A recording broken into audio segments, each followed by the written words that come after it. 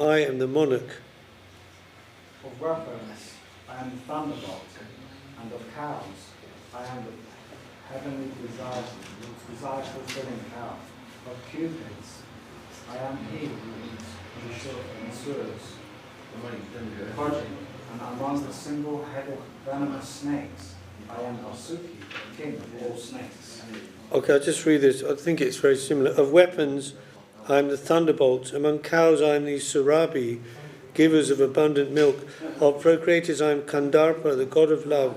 And of servants, I am Vasuki, the chief. Yeah, it's very similar.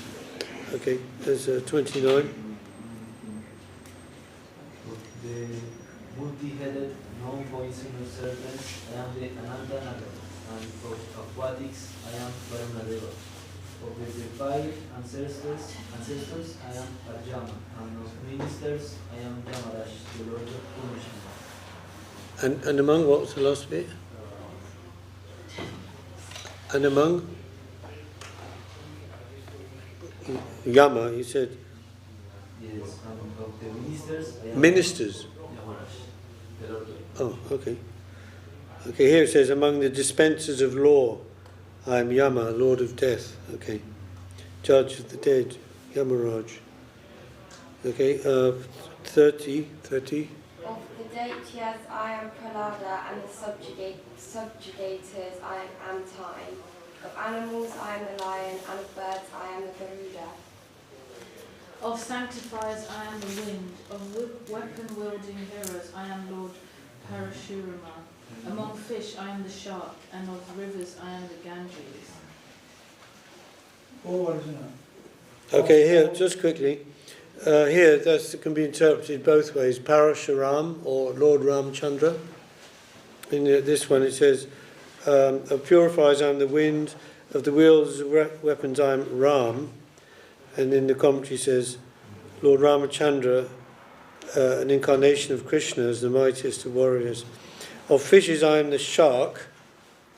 Actually, the word in the verse is makaras, makara. Doesn't exactly mean a shark, it's some kind of sea monster. Have you seen that new film coming out, Mogadon 2? It's probably something more like that. It can actually swallow sharks and even whales whole, you know. In the it's one of the 12 signs of the zodiac, Makara, which is Capricorn. In the West they show it as a goat, but they show it as it's actually it's a goat head with the tail of a fish. They do show that even in the Western version. But Makara, means this type of very, very, it's translated as shark. Of fishes I am the shark. That's like, when the shark is coming for you, the open mouth, that's it, it's over, It's like the most terrifying sort of thing, So Krishna's saying, I'm like that. And of flowing rivers, I am the Ganges. Yeah, okay, 32 now. O Arjuna, of all that is manifest, I am the beginning, middle and end. Of all wisdom, I am self-knowledge, and I am the philosophy of philosophers. Okay, so similarly this says, of all creations I am the beginning and the end and also the middle, Arjuna. In the Bible it says, I am the Alpha and the Omega, the beginning and the end. Of all sciences I am the spiritual science of the self, and among logicians I am the conclusive truth. Okay, 33.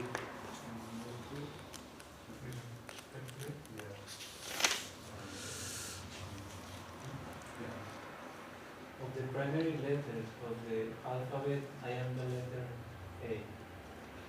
And of compound word, I am the dual. I alone am the endless flow of time. And of creator, I am the four-headed Lord God. Of plunderers, I am death, the vanquisher of all recollection, and of the predestined 6 transformations of the living beings, I am birth, the foremost of ladies, I am the 7 qualities of good wife, grace, beauty, perfect speech, remembrance, intelligence, patience, and forgiveness. So, yeah, he says, I'm all-devouring death. Mrityu means death. Sarva haras. Hara, hara means to kill, destroy. Sarva haras. So, death, everything comes to death. Chaham, I am. And he says, I am the generator of all things yet to be. He said there that among the 6 transformations, I am birth. There's like birth, growth, maintenance, dwindling, death. There's 6 stages. So he's saying among those I'm birth. That's like something coming into being. So like when you see a new baby come out, it's like, wow, it's like just incredible, like that's the manifestation of power of Krishna. And then it says, very similar, among women I'm fame, fortune, speech, memory, intelligence, faithfulness and patience. And in the commentary there, Guru Maharaj says, the 7 wives of Dharma. Yeah.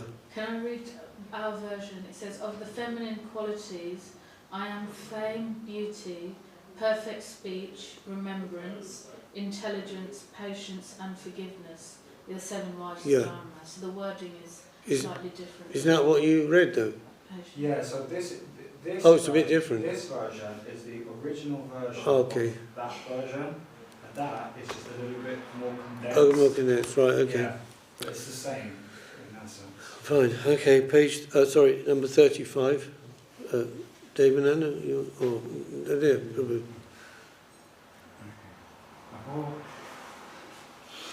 Of all the mantras, and I am, sorry, my. Okay, let him do it. For the mantras in the Samaveda, I am the Vihatsam, prayer to God in me. And of metrical mantras, I am the Holy Gayatri mantra. Of the months, I am the foremost Agrahayana. And of the seasons, I am lower breathing spring. Yeah, Agrahayana is November and December. Of months, I'm November and December. And he says of metrical verses, I'm the Gayatri. Poetry, it says poetry, of poetry.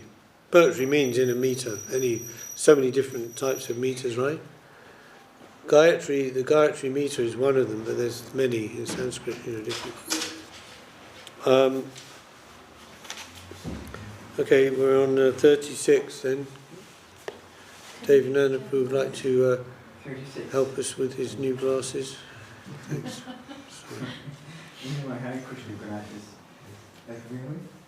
36. I am the gambling of cheats and the glory of the glorious. I am the victory, I am perseverance, and I am the power of truth, to be honest. Okay, so this is slightly different.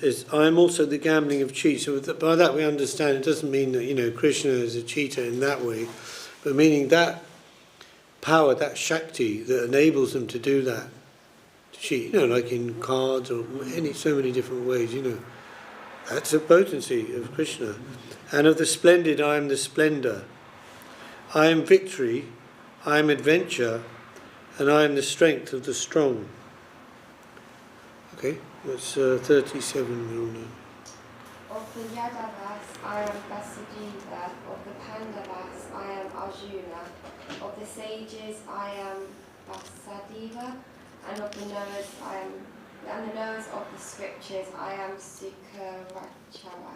Sorry for my reading. What? Oh, how? Sorry. He says Usana. Oh, Shukracharya, yeah, that's another name for Ushana.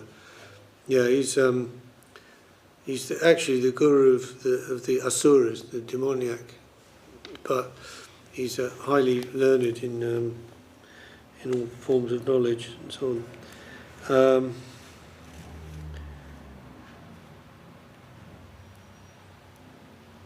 Okay, right, and on to some 38.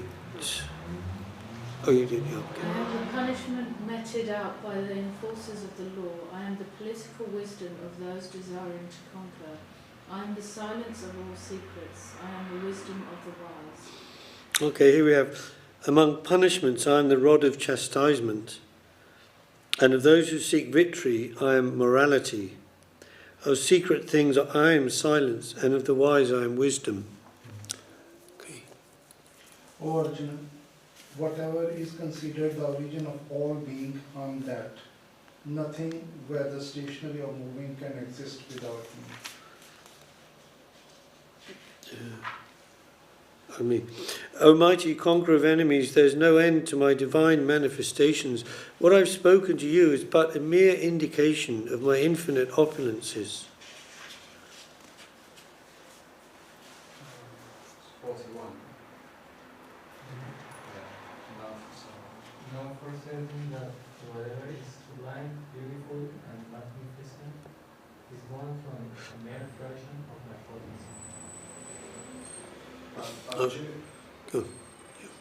But Arjuna, what is the need of your understanding this elaborate knowledge of my almighty grandeur?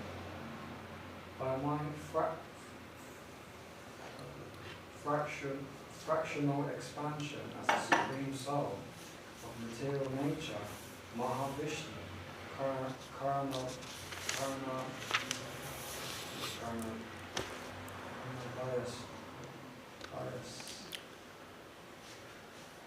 Do you need glasses?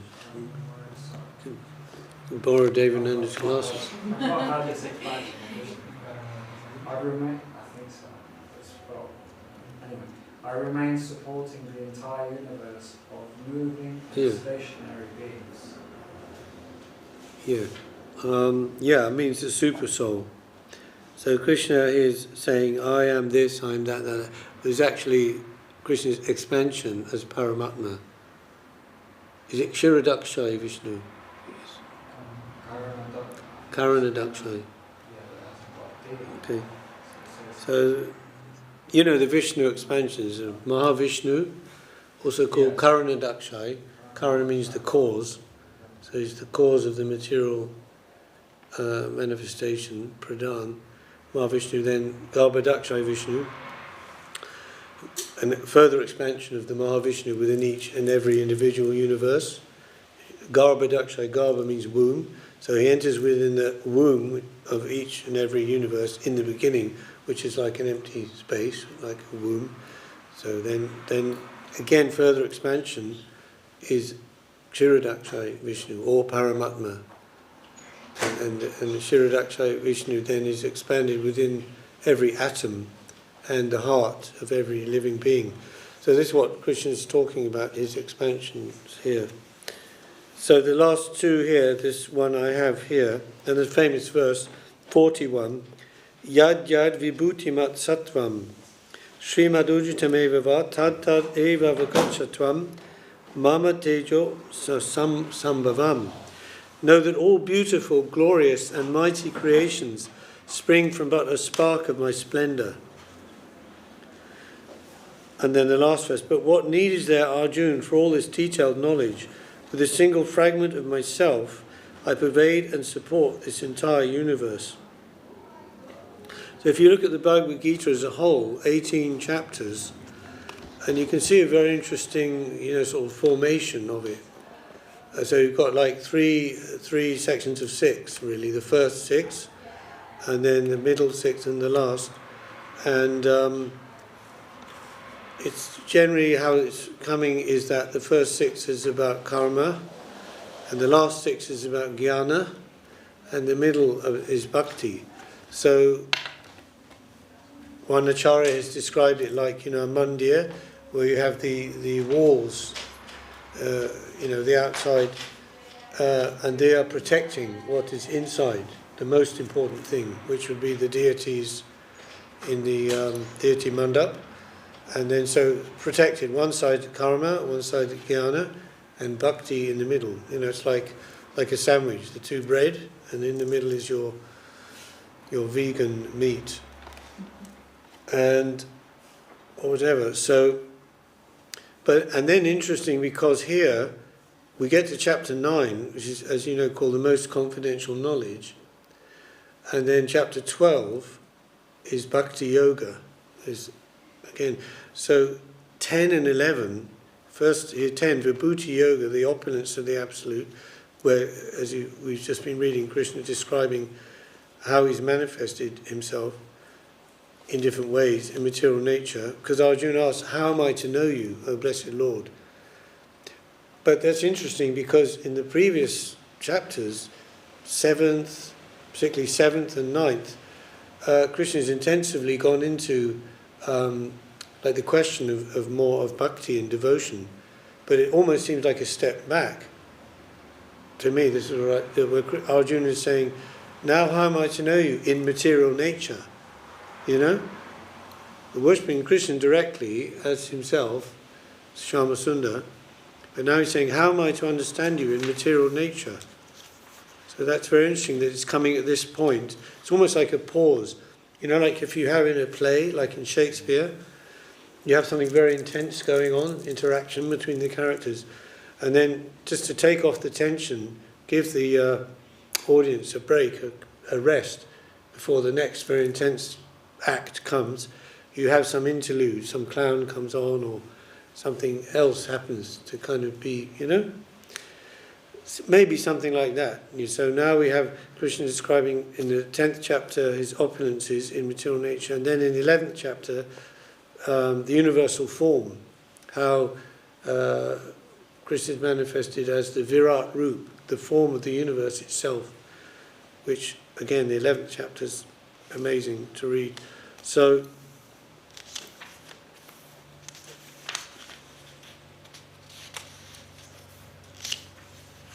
now, and then, even more interesting then, is why Krishna chose to give his most intimate and deep teachings of the Gita in this chapter, where the chapter where he's describing his opulences, his manifestations in material nature, and yet here, verses 10, 8 to 11 inclusive, 8, 9, 10, 11, they're called the Chatur Shloki, the 4 verses of the Gita, which contain the essence of the whole Gita. And that's why a separate commentary has been given there by Tridandi Maharaj. So there's a deeper meaning than what he's on the surface, the translation, as we said. So if we look at that again, if you go to verse 8, and here we have Aham sarvasya prabhavo mattak sarvam pravartate iti matva bhajante mam buddha bhava samanvita. I am the source of all material and spiritual worlds. Everything emanates from me. The wise who know this perfectly engage in my devotional service and worship me with all their hearts. So he said, I'm the source of everything. Aham sarvasya. Sarvasya means everything. Prabhavo, the source. So he said, of all spiritual and material worlds. It means everything material and everything spiritual.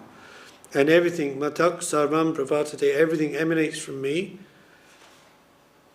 And the wise ones who know this engage in my devotional service. And Buddha, Bhava, Samanvita, they worship me. But Bhava means with their heart, not just with logic or intellect, but with feeling.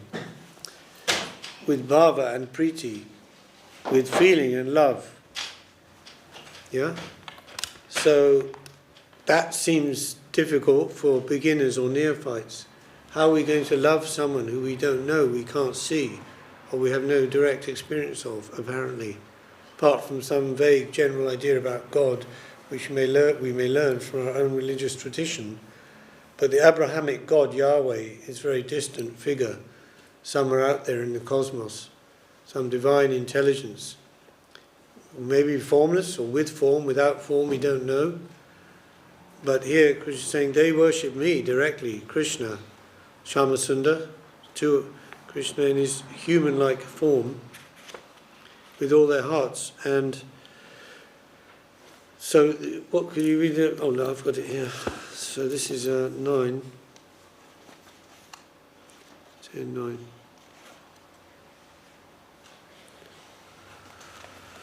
So these verses, they were excavating, going into them and looking at them together. So I'm not telling you what it means or anything like that. It's infinite meaning. There's many, many layers of meaning. So in the surface, that's the meaning. It's saying, I'm the source of everything, Krishna is saying, everything emanates from me. Those who know this perfectly, they engage in my devotional service and worship me with all their hearts. Naturally. Because the soul, if the soul is the effect and part of the expanded energies of the Lord, and then Krishna is the cause, it's not possible for the effect to know the cause, isn't it? It's not possible for a child to know who his parents, mother, father, unless they make it known to them, because that's the cause and this is the effect, right? So where we come from, we can't really know unless we told. We're either told, like as Srila Prabhupada used to say, if you want to know who's your father, there's no way empirically you could find that out. If you go to every man you see in the world and say, are you my father? Are you my father? No, you never find out. A simple way, ask your mother. Yes. So similarly, who is God? The mother is the Veda, the Shastra. And that's a Veda Mata. We say Veda Mata, right? And Gayatri Devi is Veda Mata, the mother of the Vedas. So she's the one to go to find out who is the father. So then knowing this, then naturally the soul will want to worship the Lord. So here, I've got this one.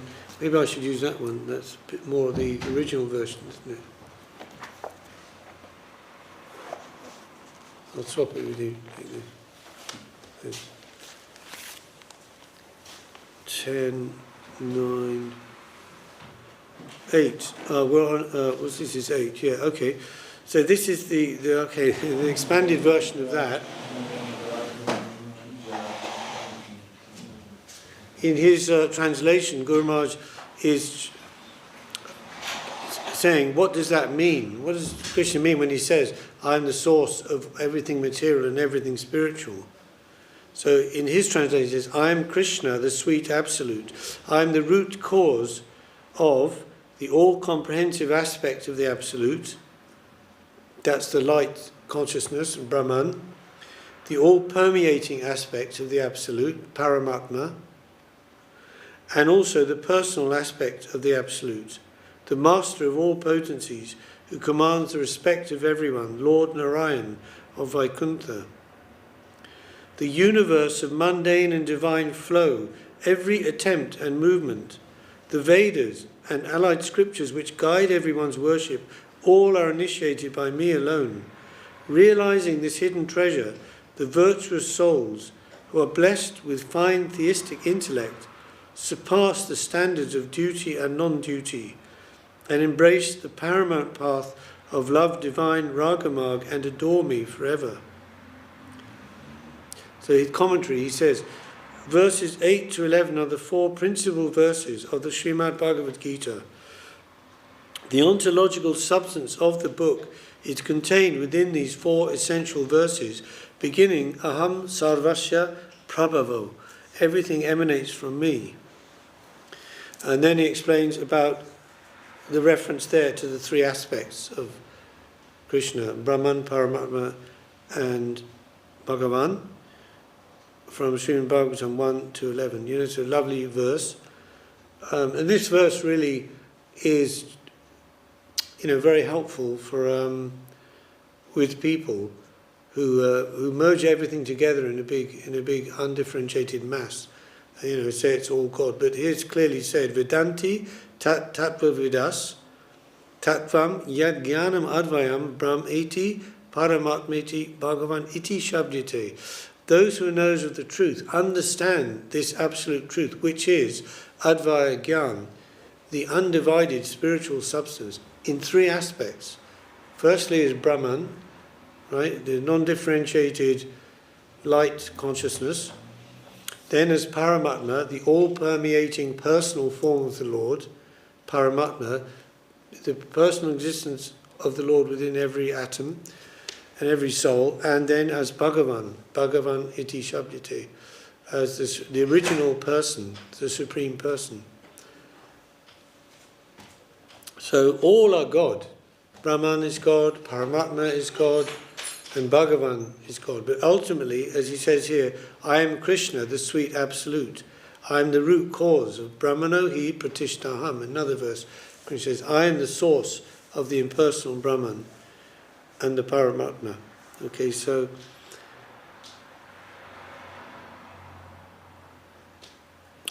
then the characteristic of Bhagavan as Lord Narayan is that all kinds of potencies are personally controlled by him. However, Srila Jiva Goswami has given a special and particularly fine interpretation that Bhagavan means bhajaniya guna vishishta. His nature is such that whoever comes into contact with him cannot resist serving him. No one can resist feeling moved to worship and adore his charming personality. As Lord Krishna, he attracts the love of everyone. So then you have to conclude, well, an atheist, what's an atheist? That's just someone who hasn't met Krishna. Because if they had, they'd have to worship him, adore him, love him, serve him. There's no other way. It's an irresistible force. It's like a big magnet in iron filings. As you put them close together, what's going to happen? The filings are just going to go and stick to the magnet.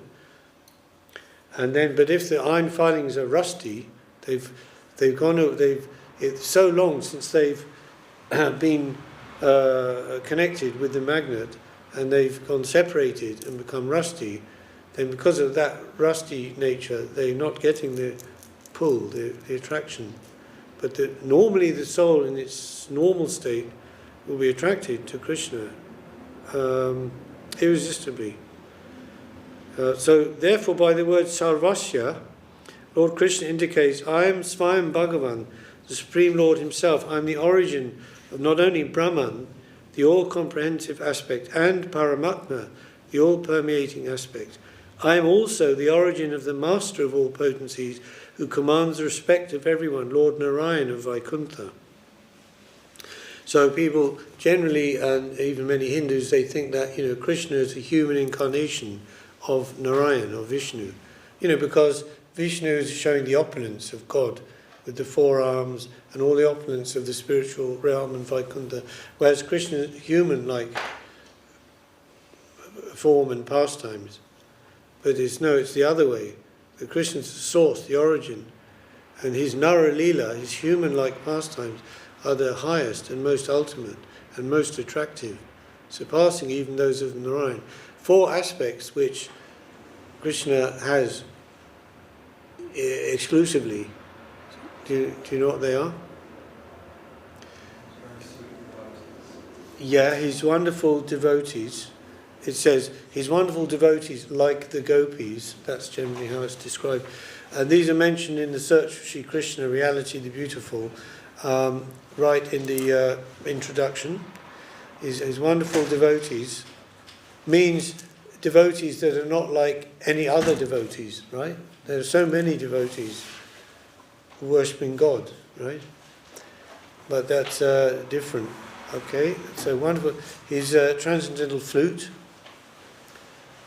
and his exquisite beauty, which is unequalled. And the fourth, flute, beauty. Yes, his super excellent pastimes. Super excellent because they're very inconceivable from the mundane logical point of view. For example, like Krishna having mother and father. Well, how can God have a mother or father? Because God is the origin. He's the cause of all causes. But if he's the son of Nanda and Yashoda, that would seem to indicate that they were more original than he is. But it's not like that. That's Leela, pastimes. because that's very necessary. Because if one wants to love God as your son, in that very protective mood, like as a parent or a guardian, for that, to facilitate that, which is having mother, father, you can't do that with Narayan. Narayan has no parents, you see. So the Vatsalya Bhav and the Madhurya Bhav is not possible with Narayan. Only you can worship Narayan as in a neutral way, in the form of Paramatma, as the yogis do in meditation, or Dasya, service, and Sakya as a friend, in a friendly friend relationship, but that has two aspects, higher and lower. So the lower aspect is some friendship, intimacy of friendship, but it's also mixed with reverence. It's not completely free, not like Krishna's friends who can wrestle with him, defeat him in games, even call him ill names, playing with him in so many ways. This is not possible with Narayan. Always the respect is there. So you can say 2.5 rasas are there. But Krishna has the full 5 rasas. Then the full friendship, Sakya, Bhav, Vatsalya, loving Krishna as a guardian, and Madhurya as a beloved. And that's got 2 aspects, married and unmarried. Svakya and Parakya. So this is just some little bit indication which Srila Guru Maharaj is drawing out from this verse, as given some hint by Jiva Goswami. And then he says, Matak Sarvam Pravartate.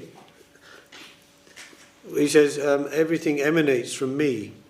But he's said here, every attempt and movement begins from me, including the methods by which everyone worships and serves me in devotion. So this is coming to the point about this verse, that Guru Maharaj is going to tell us, okay, if everything emanates from Krishna, everything, I am the source of everything material, everything spiritual, that means that the way to worship Krishna, to love him, to serve him, also comes from him. That is his manifested potency as Srimati Radharani, his most intimate and divine servitor. So he says, the Lord's finest potency is Srimati Radharani. Of course, there are many other eternal associates, but the highest order of devotional service is represented in Srimati Radharani. The Lord is therefore saying, my worship is shown by me. I, as my finest potency, worship myself. Iti matva bhajante mam. Understanding this conception, the devotee will come to worship me, always under the direction of my best worshipper, my finest potency and representation, Radharani, or Gurudev. So the our Gurudev is a manifestation of the ultimate worshipper of Krishna, Srimati Radharani. Crossing her, the highest and most desirable form of service to me, is not possible. So it's drawing this out from the verse, just from where Krishna is saying, I am the source of everything. So it's like in a meaning. So Radha Dasyam is indicated here. But only those blessed with divine intelligence will be able to appreciate this, and not persons with self-acquired intelligence from this Mayic quarter, the world of misconception. It means ordinary IQ type intelligence. So it's not going to give any entrance into this. What is, he's saying, fine theistic intellect, that's buddhi yoga. In this verse, the word buddha, it's in the last line, buddha bhava samanvita. Okay, yes, in the verse it says the wise, just simply giving that translation, the wise who know this. But buddha, wise, what does that mean though? It means those who are blessed with this fine theistic intelligence, Sumedasha. The word for this in Srimad Bhagavatam, Sumedasha. Persons of finetistic intelligence arising from direct connection with the transcendental plane. In other words, the intelligence to know God or understand it comes from the Lord himself. That's a blessing from the Lord, that someone can appreciate these things. Well, anything really about Krishna consciousness. Like Srila Prabhupada used to say, sometimes he would say, Krishna consciousness, of course it's for everyone, because by constitution the soul is part and parcel of Krishna, constitutionally. So we're expansion of Krishna's own energy. So naturally our capacity and our inherent drive is to love him and to serve him. But other times he would say, Krishna consciousness is for the intelligent. And Guru Maharaj also says, a rubbish brain can't understand these things, So the deluding potency, those whose intelligence is all within the three-dimensional matrix of, this world, they're deluded by Maya. They think they have intelligence, but their intelligence is actually how to exploit the material nature very, very, very, to a very fine and excellent degree, Just like the eagle flies so high in the sky, and you can see, the vision, they have the vision to see a small mouse, crawling on the ground, like hundreds or thousands of meters below. Incredible, we couldn't do that. We'd just be a blur, They can see that, and they go... So, but like that, the scientists, very deep and high perception with the material intelligence. But for what? Just for matter, Only for examining matter. There's no... So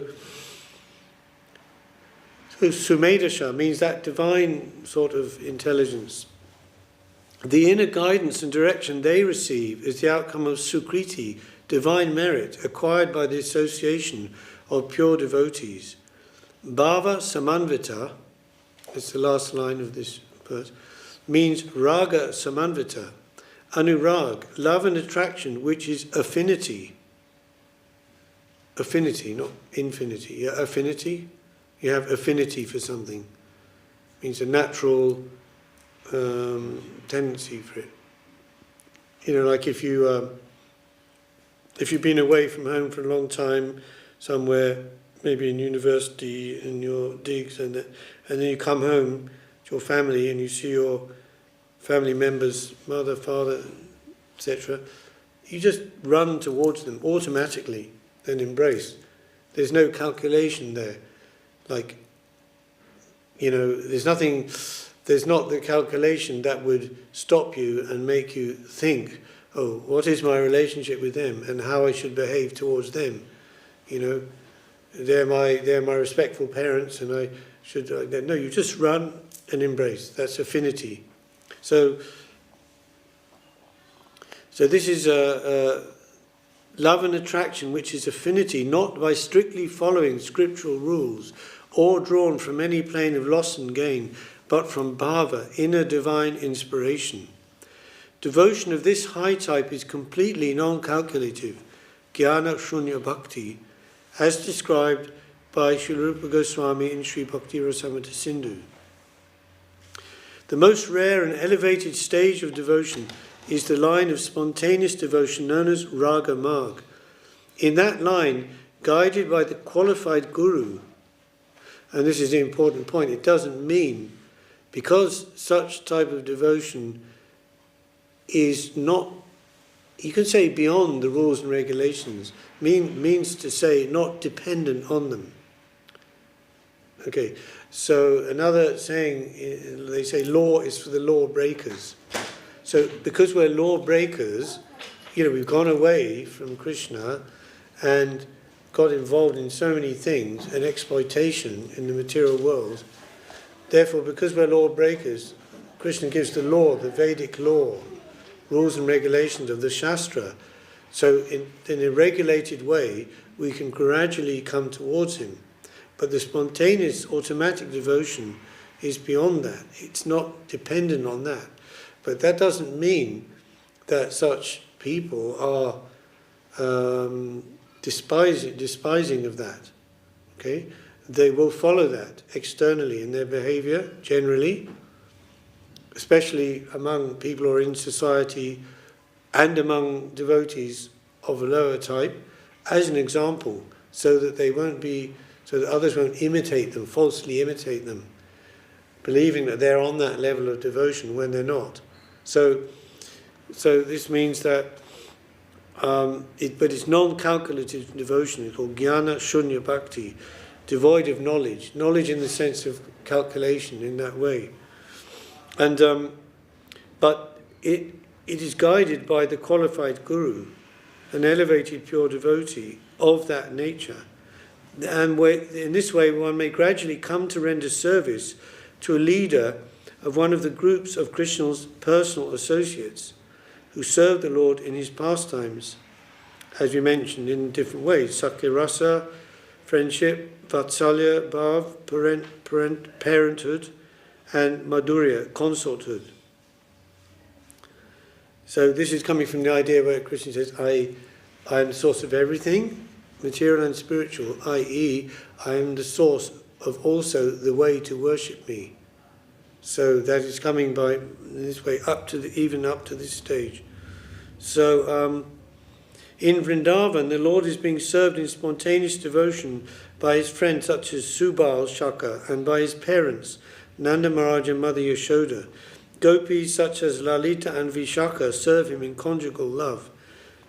But amongst all his associates, and amongst all the gopis, the highest order of divine loving service is rendered to the Lord by Srimati Radharani. Therefore, the acme of Ragamarg is to render service to Radharani, Radha Dasyam. This is the highest goal of the Rupanuga Gaudiya Sampradaya. Okay. So, and when Srila Guru Maharaj gave these comments, in his preparing his Gita in the 1950s, of course it would be in Bengali, this is translation, and that time even his own godbrothers, like Yajav Maharaj particularly, and he said he gave some warning not to give these comments, to give these purports. He said because that could be misconstrued and abused by people of lower understanding. You see, like for example, where Krishna says, I am the source of the worship of myself in the form of Srimati Radharani. So that's an open door to the Mayavadis, Say, well, I'm actually worshipping myself. We're all God, we're all Krishna, and we worship ourselves, like that. It doesn't mean that, So he explained it carefully. But he gave some objection, but Guru Maharaj said, he countered that. He said, it's true what you say, but actually I have to give this because I'm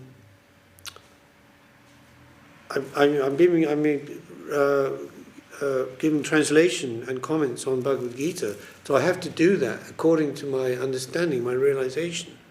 And then he said, and also if I don't do that, who will do that? Who will give this level of knowledge, So it's necessary that he felt he wanted to give that as a testament for the future. That we can understand it or not understand it, but at least it's there. We've got it in black and white. There it is, as an ideal, highest ideal of our life. So, I don't know how much time we've got. We'll do one more. Again, there's another, maybe we could fit in one more, 10, 9. Yeah. Maybe I missed it, or we're going to come on to it, but the process of going from rules and regulations to natural, spontaneous, loving devotion. You mentioned like the metaphor of the rusted nails being attracted to the magnet, but when the nails are rusty, then it's not so attracted easily. Yeah. So could you talk about the process? Well, so the sadhana, the practice is cleaning off the rust. That's what's happening. Purification, bhuta shuddhi, everything we do, hearing, chanting, remembering, serving, etc. It's cleaning, Chaito Darpana Marjanam, cleaning the mirror of the heart and the mind. Yeah, so then the thing is clear. What is clear then? Who is Krishna? What's my relationship with Krishna? It's already there, it's just covered. So it's not really getting something or acquiring something. Like as our attraction for the Lord or the service of the Lord develops and increases, then other things will just naturally become redundant. It's the higher taste. Param drishtva nivartate. So the param drishtva in that verse, in the second chapter, is generally given as the higher taste, param drishtva.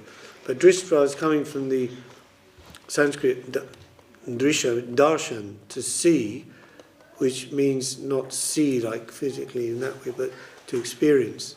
The experience of the higher taste of what it means to serve the Lord.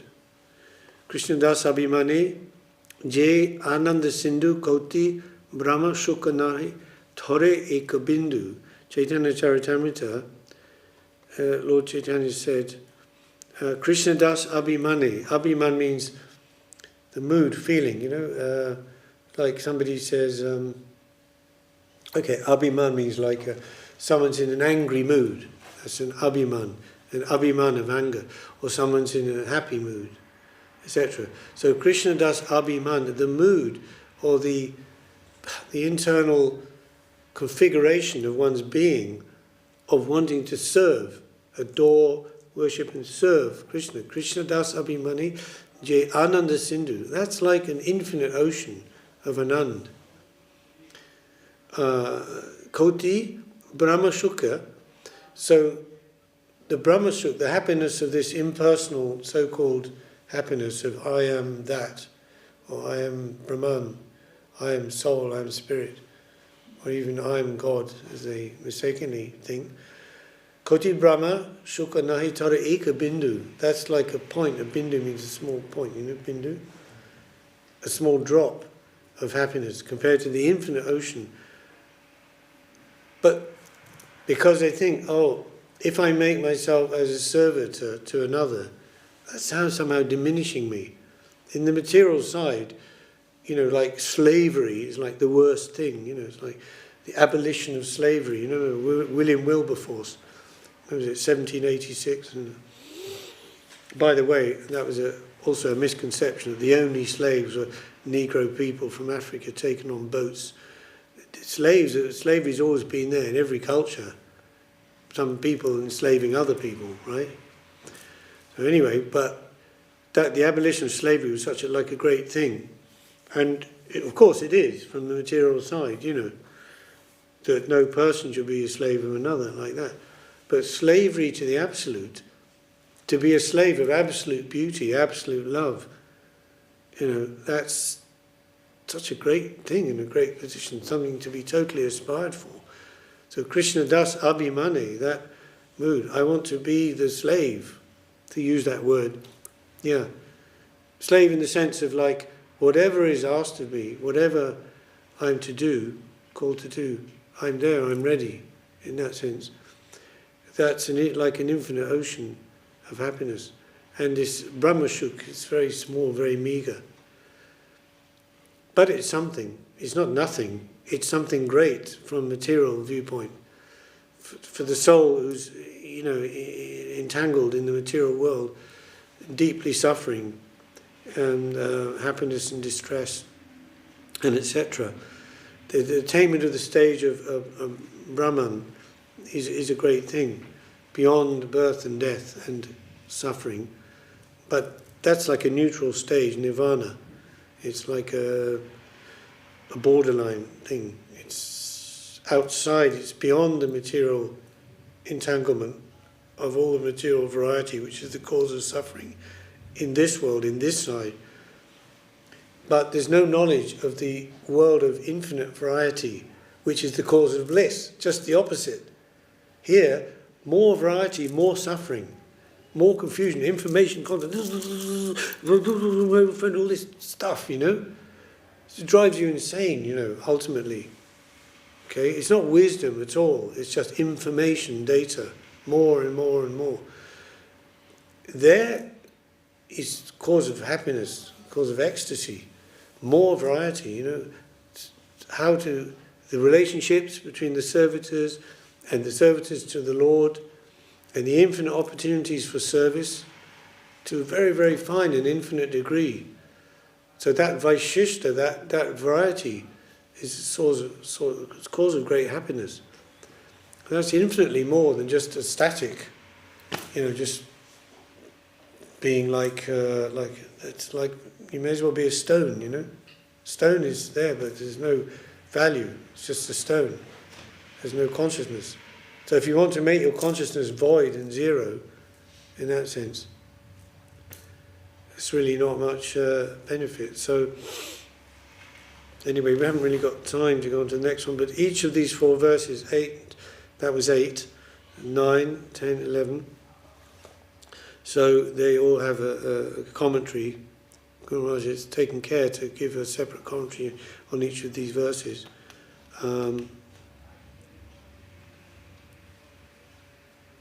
Which you can look at yourself. And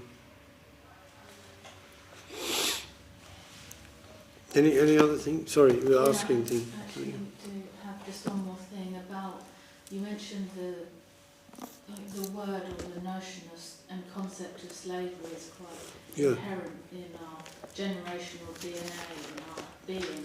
So while we're in that process of clearing off the rust of the metaphorical nail in our soul and our being, how do we get comfortable with practicing serving Krishna and his kind of just being a servant of God while we're in that condition, rusty state? Well, exactly. That is the whole thing about sadhana, you know, about the practice, is that we go through stages, and that's how it works, you know, as it's called thesis, antithesis, and synthesis, the process of development. So we in a very low or primary sort of level, understanding, we serving, and then by the grace and by the mercy, our soul is, you know, our inner engine is cleaned and oiled, and we go up to another level. Then we have to consolidate there. Every stage we have to consolidate, integrate what we've learned, and make it part of our being, not just an intellectual thing, understanding, you know. So then, but there, yes, there will be times between one stage and the next stage where there's a liminal space, where we've kind of left the stage we were on, and we've got some idea or some yearning for some higher thing, but we haven't reached that, or that hasn't come to us fully. So we're in in-between state. That can be uncomfortable at times, you know, just feeling like lost.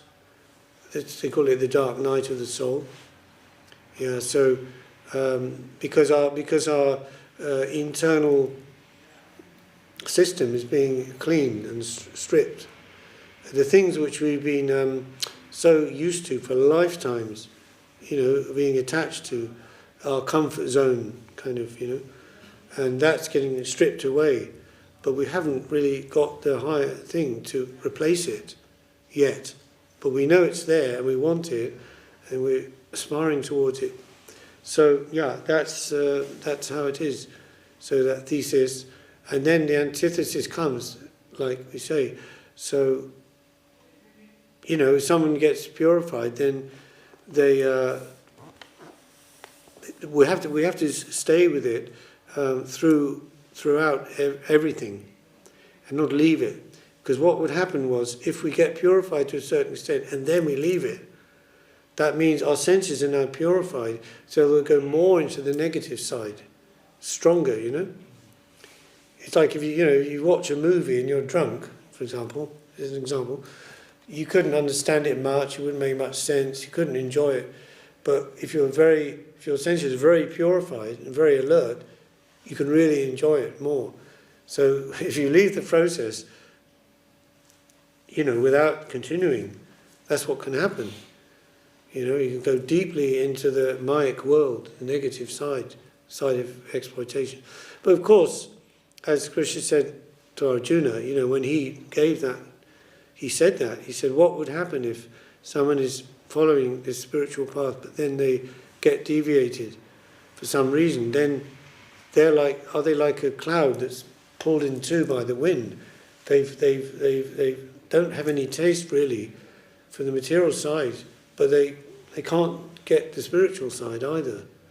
So it's a very difficult position. But Krishna says, don't worry, whatever advancement you've made, that is with you in your soul. It's not lost.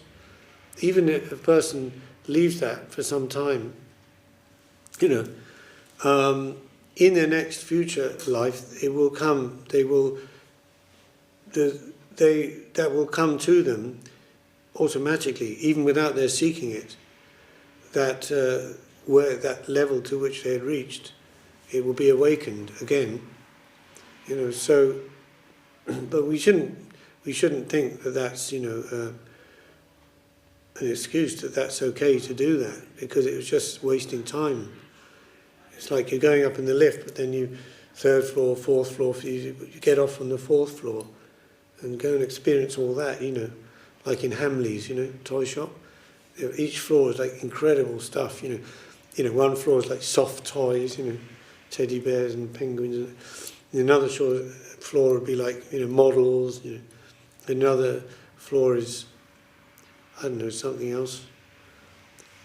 And they're complete worlds in themselves. See, that's why the material nature, which is finite, but it's also infinite, but it's a relative infinite.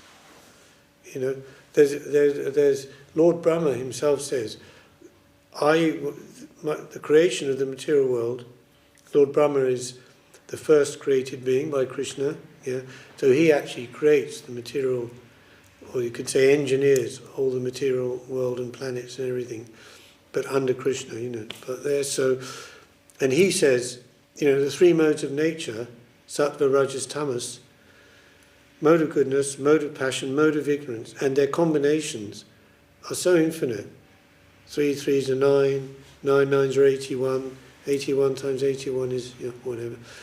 He said, I also cannot understand what I've created, It's like people say, oh, I've created something and now it's become a demon, come to devour me, Not quite like that, but he's expressing that bewilderment, So the material world is like that. You can get, and therefore, even in the realm of spirituality, that's why Krishna is giving all the different paths in the Gita, not just bhakti, the highest, ultimate path, but karma yoga, jnana yoga. These are all ways to approach the absolute. Through your work, offering the fruit of your work, then through knowledge, through self-realization, understanding yourself as spiritually part of God, This is so many ways. Abhyasa yoga, dhyana yoga, meditating on the Lord within. There's so many ways, and each one is an infinite world in itself. You could stay there for lifetimes, but the idea is to progress one to the next, But the thing about bhakti is that all the other paths, they are dependent on bhakti. They cannot be complete, or they cannot give success in their own path without an element of bhakti, right? In karma yoga, you have to be dedicated to that. So there's that element of devotion or bhakti, though it's not directly bhakti to Krishna. Same with jnana yoga, same with dhyana yoga, etc. But bhakti itself or herself is completely independent from the others. The others are dependent on bhakti, but bhakti is not dependent on anything or anyone, because she is original, constitutional. She's the natural relationship of the soul with the Lord, just like the rivers flowing to the sea. It's nothing, it's not dependent on any other force. It just naturally does it. So that's the most primal and constitutional movement or current. And the others can help. When one is in the conditioned stage, they can help. They're like, helping to bhakti, because we may say, oh, well, that pure devotion, what's being described here is such a high thing. So we're taking the help of karma, of jnana, sometimes, and that's okay. That's okay. But in the end, Ananya Bhakti, this Jnana Sunya Bhakti, that was what Lord Chaitanya said, yeah, this is the real thing, And everything up to that, he said it's okay, but he sort of dismissed it, said wasn't very satisfied with it. He said when it comes to this unalloyed devotion, this knowledge-free devotion, in other words, free from calculation, so like this, that means that the devotee with Krishna, or the representative of Krishna, you're completely, you could say, like a slave to that, So whatever impulse is coming from there for service, that's in the 10, this chapter 10, verse 10, right? Tesham satadajuktanam bhajatam priti purvakam didami buddhi yogam tam jena mam upayantide. To those who constantly devoted and worship me with love, I give the understanding of how they can come to me. So that's coming from the higher realm, and one is dependent on that and just following that and serving that. It's not based on anything of this side, like, oh, I have to follow this rule, and that's devotion. Not at all, But these things are very helpful and very necessary in the conditioned stage for regulation. So we don't just go off the track or go mad, think we sahajiya, think, oh, I'm a great devotee of Krishna, and or go in the wrong way, in different ways. Yeah. So that's why we follow the path of Vaidhi Bhakti. Okay, are we waiting? Is he there? No. He just comes in on cue, yeah? Half past. Oh, is it? Half Oh, 1:30, right.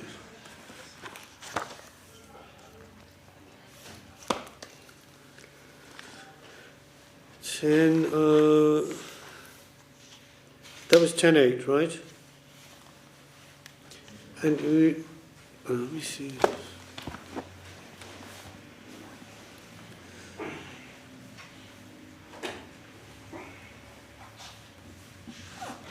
Yeah, 10:09 then is about the pure devotees. They always relish these talks, and these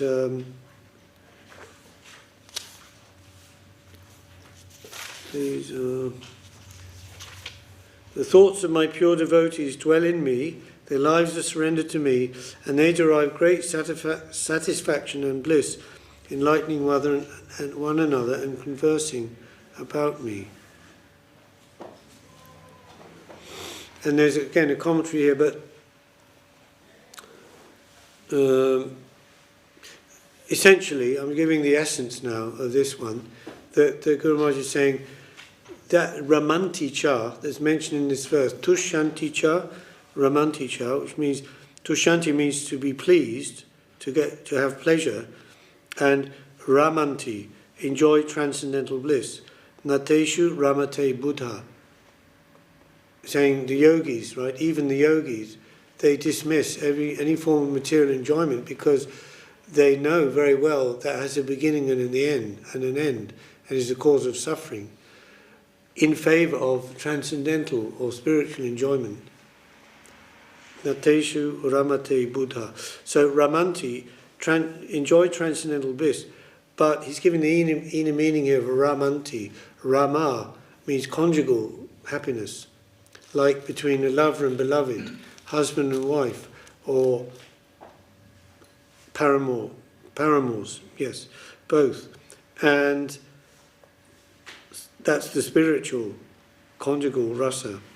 That's in this verse mentioned, but it's not overtly mentioned, but it's there in the word here. Nateshu ramate buddha. So Krishna's given that. Just as a wife enjoys a conjugal relation with her husband, the devotee similarly feels such ecstasy in my intimate company when speaking about me. This has also been explained by Srila Vishwanath Chakravarti Thakur, Srila Baladev Vidyabhushan and Srila Bhaktivinoda Thakur. Okay, so then to 10, as I said before, to those who are constantly devoted and worship me with love, I give the understanding by which they can come to me. And here Guru Maharaj says, to those devotees who are constantly dedicated to me and who engage in my service out of their love for me, I bestow the internal divine inspiration by which they can approach me and render various intimate services unto me. So this verse, again, he's said, Srila Guru Maharaj is saying, the inspiration by which those devotees who are constantly devoted come to me, because it mentioned in the first line, Bhajatam Priti Purvakam, that they worship me with priti, with love, heart's affection. Jena mam upayanti te. So he says he's saying upayanti, he's giving the interpretation is upapati. Upayanti, upa means to go above. Upanishad, the Upanishad. So upayanti, upapati. So what does that mean? To transcend the ramanti, the conjugal relationship, constitutional of wife to husband, upayanti, upapati, to transcend that constitutional relationship, and that's free paramour love. Yeah, that's he's giving the interpretation in this verse. In Vrindavan, okay, for those who have already come into divine relationship with me as my wife, Ramanti, okay, I give them the special inspiration to come to me as a paramour, Upapati. In Vrindavan, Lord Krishna is not considered a lawful husband, but he is the Lord of the heart, transcendental to even the husband, Parakya Rasa. Deceiving their husbands, the gopis of Vrindavan unite with Krishna. They do not allow a second party to come between them and Krishna. They cannot allow the interception of even scriptural regulation and social law, because Krishna's position is absolute, and such a relationship is more relishable to him. This is Vrindavan Bhajan, and this is the meaning of Upapati. My relationship with him is independent of everything conceivable. It crosses law, society, scripture, everything. It is most innate and natural, and it does not require any social or scriptural sanction. I say to them, you may show formal respect to all those restrictions and live in the society, but from the heart of your heart you are mine. This is the special inspiration and insight I give to those devotees. Yena mam upayanti te. Externally there are social and scriptural demands, but my position is over and above them. Veda is my instruction for the benefit of the masses who have deviated from me, and the society is also under the jurisdiction of those general instructions given to the public by me. But my divine relationship with everything is intrinsic and independent. It does not require recognition from anyone. Such a relationship is the highest. It's the constant. It supersedes all law and society which are guided by the Vedas. Rather, all the Vedas are searching for such a thing. So another example is the four Vedas. There's four Vedas, Rig, Sama, Atharva and Yajur. And Guru Maharaj is saying they're like signposts pointing the way. So, the authority of the Vedas is considered absolute, right, by Hindus and practitioners of Sanatana Dharma. But the Vedas themselves are like signposts pointing the way. It's in this direction, but actually we also don't know what that is, really, fully. But if you go in this direction, through our directions, gradually you'll come towards that. So, I was going to say,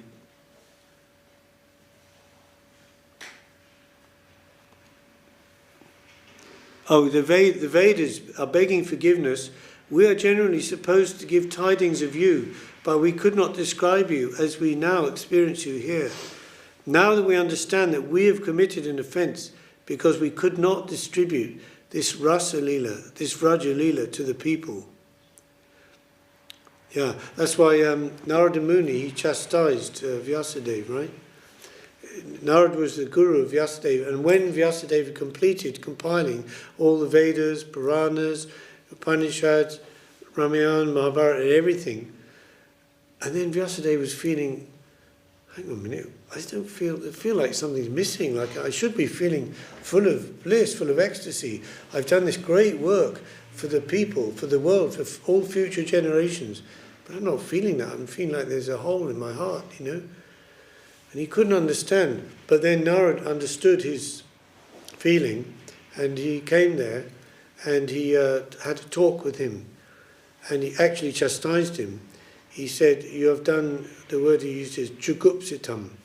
It means you have done a misleading of the people. What? He said, yes, because you've given all this Vedic knowledge, and so many rules and regulations, and so many yagyas, to different demigods for different purposes, and to God, and to Narayan, but actually the effect is, in a way, it hasn't led people directly to Krishna, which is the real thing, Krishna consciousness, love of Krishna, that they'll get so embroiled in all these different things. You know, oh, this is my caste, this is my thing, so this is what I have to do, worship this demigod at this time for this purpose. On and on and on. It's a very, very infinite thing, you know, the Vedas. So you haven't given the gist of that. Now you have to go in meditation on Krishna directly, and through that, by my blessing, you will get the inspiration to give one final shastra. That's the Srimad Bhagavatam, Bhagavat Purana, and this will directly describe the incarnation and pastimes of Krishna on earth. And this will give the real rasa that the people are looking for. And this will complete your whole course of Vedic knowledge and Vedic study. So, so just in this verse that gist is given.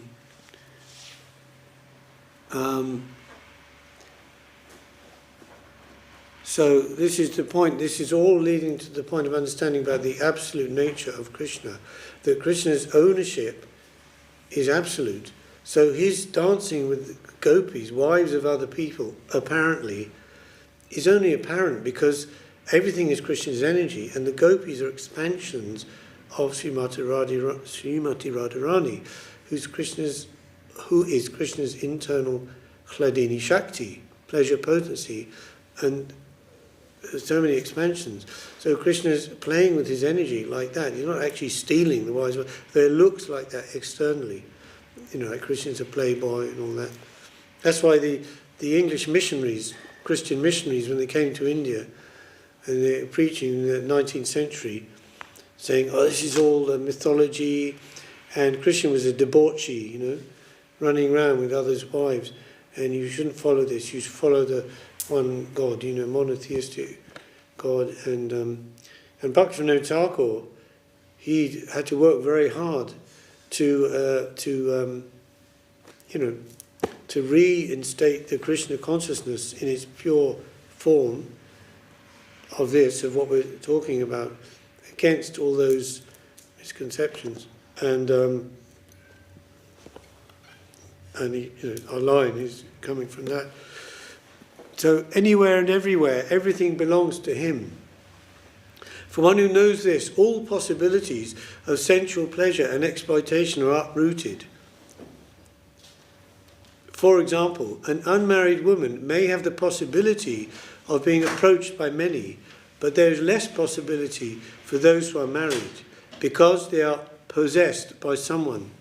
Similarly, when we are able to know that everything is only for the satisfaction of Krishna, then we shall realize that all our exploiting tendencies have vanished forever. Nothing will remain to be utilized for the pleasure of our sensual experience. it will be very deeply felt in our hearts that everything has its existence only for his satisfaction, and there's no room for any other exploitation. So reality is by himself and for himself. So reality, the absolute reality, Sri Krishna, reality the beautiful, he exists by himself.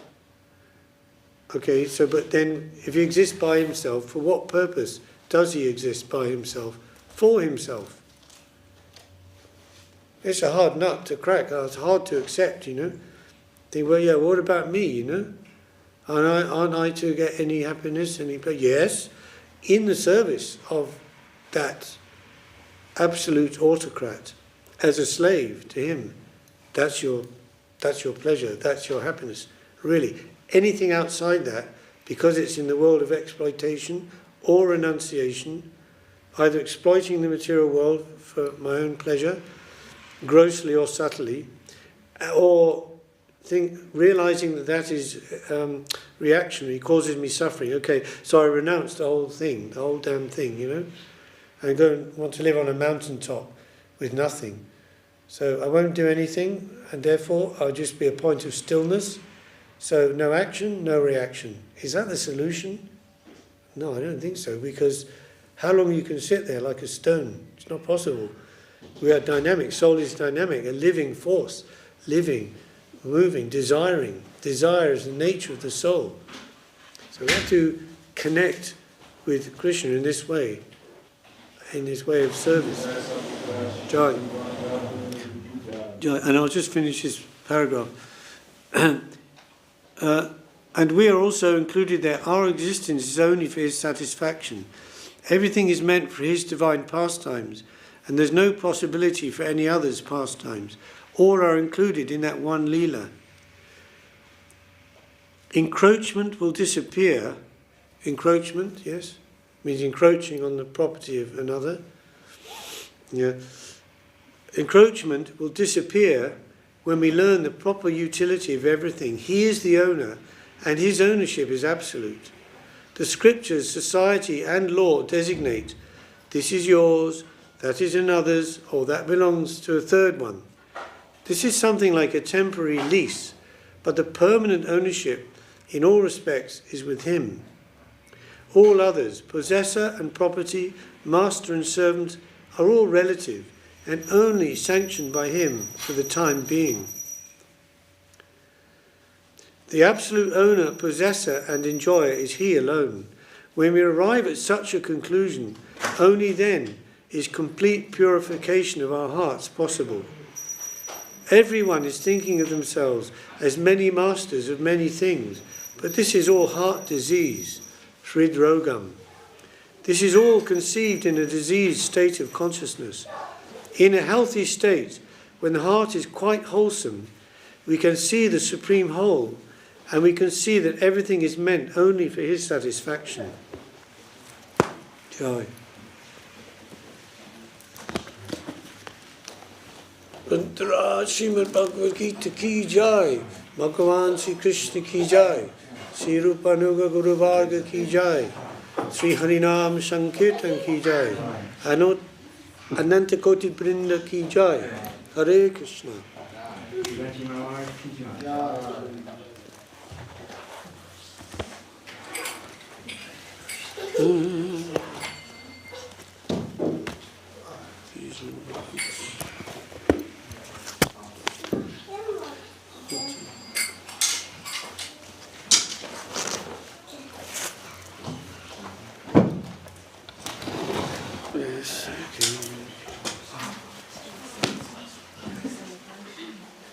Get up now.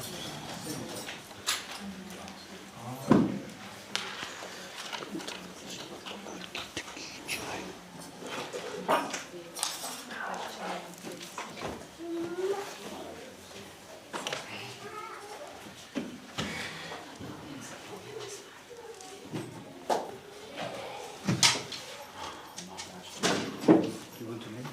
No.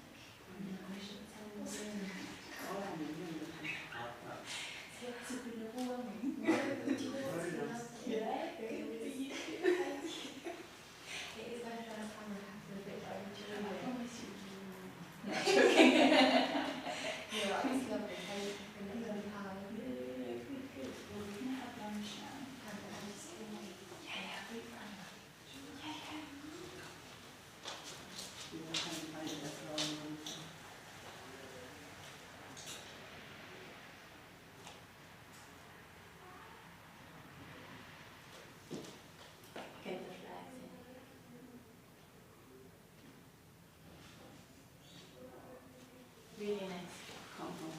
Okay, selfie.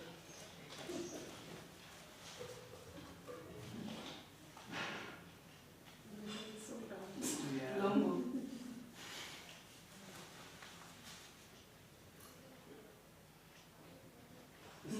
Nice.